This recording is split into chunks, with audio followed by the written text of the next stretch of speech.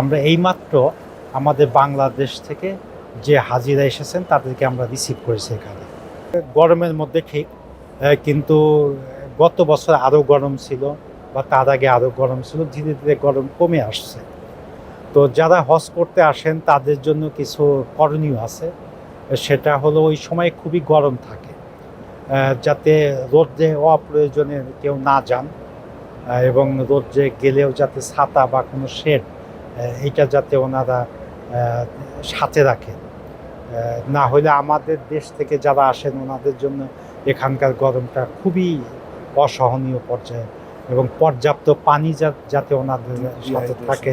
Dehydration একটা সমস্যা, আর একটা বড় সমস্যা যে অনেকে দলছুট হয়ে 200-র বেশি সার্ভিস ও ফিচারে লেনদেনের সব বিকাশ অ্যাপে সম্ভব। আমাদের জেদ্দাস্থ কনসাল জেনারেল এবং আমাদের হজ অফিসার সহ আমরা আমাদের বিমানের রিজনাল ম্যানেজার এবং আরও কর্মকর্তা আমরা এখানে আছি। আমরা এইমাত্র আমাদের বাংলাদেশ থেকে যে হাজিরা এসেছেন তাদেরকে আমরা রিসিভ করেছি এখানে। মূলত প্রায় কাছাকাছি সময়ে 2টি ফ্লাইট আসে। প্রথমে বিমানের ফ্লাইটের যাত্রী বের হয় এবং তার পরপরই সৌদি এয়ারলাইন্সের যাত্রী বের হয়।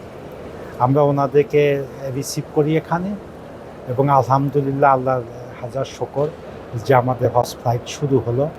এবং আমি আল্লাহর কাছে প্রার্থনা করি যাতে আমাদের হাজিরা সবাই সহি সালামতে এখানে আসতে পারেন এবং সহি সালামতে হজ শেষ করে ফেরত যেতে পারেন। এবং বাংলাদেশ এবং সৌদি সরকার, এবং এখানে আমরা যেটা দেখলাম, আমরা এখানে রিসিভ করতে এসেছিলাম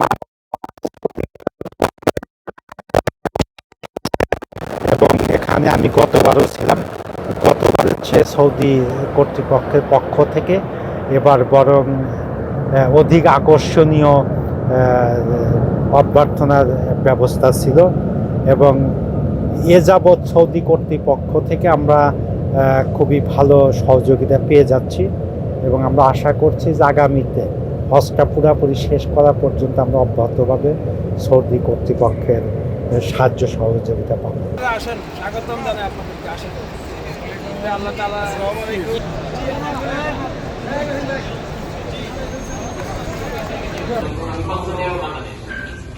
Welcome to Vietnam.